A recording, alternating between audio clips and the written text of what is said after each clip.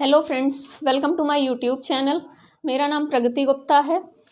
आज हम लोग इस वीडियो में बात करेंगे कि स्टेनोग्राफ़र यानी कि शॉर्ट हैंड जो सीखना है वो आपको ऑनलाइन इंस्टीट्यूट से सीखना चाहिए या फिर ऑफलाइन इंस्टीट्यूट से। अगर हम लोग बात करें कि शॉर्ट हैंड कैसे सीखना चाहिए यानी कि ऑनलाइन या ऑफलाइन किस तरीके से सीखना ज़्यादा बेटर होगा, ज़्यादा बेनिफिशियल होगा, तो मैं अपने पर्सनल एक्सपीरियंस से आपको सजेस्ट करती हूँ कि अगर आप जहाँ भी हैं आपके आसपास मतलब आपकी रीच में अगर ऑफलाइन इंस्टीट्यूट है कोई भी शॉर्ट हैंड का, तो आपको ऑफलाइन इंस्टीट्यूट ही प्रेफर करना चाहिए। क्योंकि ऑफलाइन इंस्टीट्यूट में जाने से आपको वहाँ पे एक माहौल भी मिलेगा कि लोग कैसे लिख रहे हैं, कैसे गलतियाँ कहाँ कर रहे हैं, कैसे उसको सही कर रहे हैं, इम्प्रूव कैसे कर रहे हैं।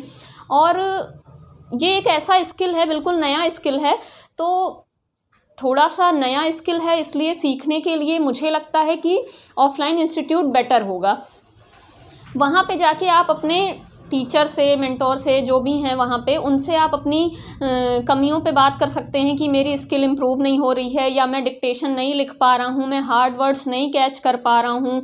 जैसी भी प्रॉब्लम आपको आ रही है डिक्टेशन लिखने में या स्किल टेस्ट सीखने में, बेसिक्स सीखने में, तो उन सब चीज़ों में आपको इस चीज़ का बेनिफिट मिलेगा कि आप ऑफलाइन इंस्टीट्यूट में अपनी प्रॉब्लम को बहुत ही आराम से सॉल्व कर सकते हैं।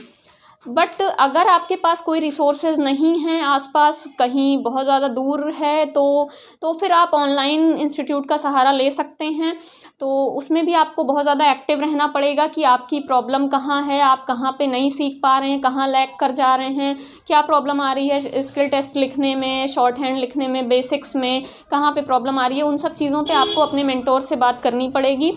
और अगर ऐसा है तो आप लोग ऑनलाइन कर सकते हैं, बट मेरे अकॉर्डिंग आपको ऑफलाइन इंस्टीट्यूट प्रेफर करना चाहिए। दूसरी बात हम लोग करें, बहुत सारे लोगों को ये भी कन्फ्यूज़न रहती है कि किस मीडियम में मुझे शॉर्ट हैंड सीखना चाहिए, यानी कि हिंदी मीडियम में या इंग्लिश मीडियम में। तो अगर हम लोग बात करें मीडियम की, तो पहले तो बहुत सारे लोगों को ये चीज़ ही नहीं पता होती है कि शॉर्ट हैंड क्या है, what is short hand, what is stenography. इस चीज़ का कन्फ्यूज़न मुझे भी था जब मैंने सबसे पहली बार शुरू किया था, सबसे पहली बार फॉर्म फिल किया था कि स्टेनोग्राफ़र बनना है। स्टेनोग्राफ़र का फॉर्म फिल कर दिया, पता ही नहीं है कि स्टेनोग्राफ़र में क्या होता है, क्या चीज़ें होती हैं, कैसे लिखना होता है। बहुत सारे लोगों को लगता है कि टाइपिंग है, टाइपिंग करना होता है, बस टाइपिंग सीख लेंगे तो हो जाएगा। ऐसा बिल्कुल नहीं है। स्टेनोग्राफ़र एक अलग स्किल है, बहुत ही बेहतरीन स्किल है अपने आप में। आपको टाइम देकर इसको सीखना पड़ेगा। अगर मीडियम की बात करें तो मीडियम में आप लोग जिस लैंग्वेज में भी आप कंफर्टेबल हों, जिस लैंग्वेज में आपकी पढ़ाई लिखाई हुई है एकेडमिक्स में, या जो भी आप अभी तक आपने पढ़ाई लिखाई की है वो आपकी जिस मीडियम में हुई है, मेरे हिसाब से आपको उस मीडियम में शॉर्ट हैंड सीखना चाहिए। और या फिर जिस लैंग्वेज में आप बहुत ज़्यादा कंफर्टेबल हो पा रहे हैं, आपकी स्पेलिंग मिस्टेक कम होती है, जिस भी लैंग्वेज में आपकी वर्तनी गलत ना हो, स्पेलिंग मिस्टेक ना हो इंग्लिश में अगर या हिंदी में, तो आप उस लैंग्वेज में स्टेनोग्राफी सीख सकते हैं। बात करें अगर हम लोग वैकेंसी की, तो हिंदी स्टेनोग्राफ़र और इंग्लिश स्टेनोग्राफ़र की वैकेंसी को कंपेयर करें तो दोनों ही वैकेंसियाँ अपने आप में बहुत ही सफिशिएंट हैं। ऐसा कुछ भी नहीं है कि इंग्लिश स्टेनोग्राफी सीखेंगे तो आपको ज़्यादा अपॉर्चुनिटी मिलेगी या हिंदी स्टेनोग्राफी सीखेंगे तो कम अपॉर्चुनिटी मिलेगी। ऐसा कुछ भी नहीं है, लगभग सेम अपॉर्चुनिटी है दोनों में ही। और लगभग सीखने का तरीका भी सेम ही है, 90% चीज़ें सेम हैं। बेसिक्स आपको बिल्कुल सेम मिलेंगे, हिंदी स्टेनोग्राफी हो या इंग्लिश स्टेनोग्राफी हो, बिकॉज मैंने दोनों सीखा है, मैंने दोनों का एक्सपीरियंस भी किया है। बेसिक्स आपको 90% सेम मिलेंगे दोनों ही स्टेनोग्राफी टेस्ट में। जब आप डिक्टेशन लिखने जाते हैं तब आपको थोड़ी सी चीज़ें अलग मिलती हैं कि ये हिंदी स्टेनोग्राफ़र है एंड ये हिंदी इंग्लिश स्टेनोग्राफ़र। बाकी बेसिक्स सेम हैं और अपॉर्चुनिटीज़ भी सेम हैं।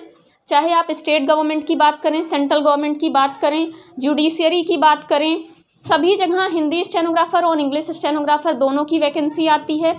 आपका SSC, Allahabad high court, UP SSSC, दोनों में आपको लगभग सेम अपॉर्चुनिटी देखने को मिल जाएगी। UPSSC में सिर्फ ऐसा है कि हिंदी स्टेनोग्राफर्स को ही लिया जाता है, बाकी Allahabad high court and SSC stenographer में दोनों की वैकेंसी आती है, Hindi stenographers and English stenographers. तो वहाँ पे अपॉर्चुनिटी सेम है आपके लिए। बाकी कुछ जगहों की बात करें अगर, सुप्रीम कोर्ट, हाई कोर्ट, इन जगहों पे थोड़ा सा इंग्लिश का ज़्यादा है अपॉर्चुनिटी, बट ऐसा नहीं है कि आप हिंदी स्टेनोग्राफी सीखेंगे तो आपको अपॉर्चुनिटीज़ कम मिलेंगी। मैं खुद एक हिंदी स्टेनोग्राफर हूँ और मैं अभी सेलेक्टेड हूँ, तो आपको ऐसा बिल्कुल भी मिथ नहीं रखना चाहिए दिमाग में कि हिंदी स्टेनोग्राफर्स को कम अपॉर्चुनिटी है या इंग्लिश वालों को ज़्यादा है। ऐसा बिल्कुल नहीं है। आप जिस लैंग्वेज में कंफर्टेबल हो आप उसी लैंग्वेज में सीखिए, क्योंकि आपका डिक्टेशन लिखने के बाद आपकी स्पेलिंग बहुत मैटर करती है, वहाँ से आपके मार्क्स कम हो जाएंगे, आप एग्ज़ाम में सेलेक्ट होने में आपको बहुत दिक्कत होगी। क्योंकि अगर आप डिक्टेशन लिख लिए और आपकी स्पेलिंग मिस्टेक हो गई तो आपका वो मार्क्स कम होते होते मार्क्स, क्योंकि उसमें एरर के मार्क्स कटते हैं SSC में भी और इलाहाबाद हाई कोर्ट में भी, हर जगह, तो उस अकॉर्डिंग आप जो है लैग कर जाएंगे वहाँ पे। तो इसलिए जिस लैंग्वेज में आप कंफर्टेबल हो, जिसमें आपकी स्पेलिंग मिस्टेक कम होती हो, उसी लैंग्वेज में आप स्टेनोग्राफी सीखिए और अपने लिए। इसके साथ ही इंस्टीट्यूट के बारे में भी मैंने बता दिया है। आपके पास अगर ऑफलाइन इंस्टीट्यूट है तो बिल्कुल उसी को प्रेफर करिएगा, ऑफलाइन इंस्टीट्यूट से ही सीखिएगा।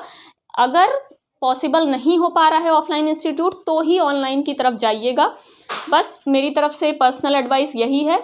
आगे हम लोग मिलेंगे नेक्स्ट वीडियो में, तब तक के लिए टेक केयर, बाय बाय।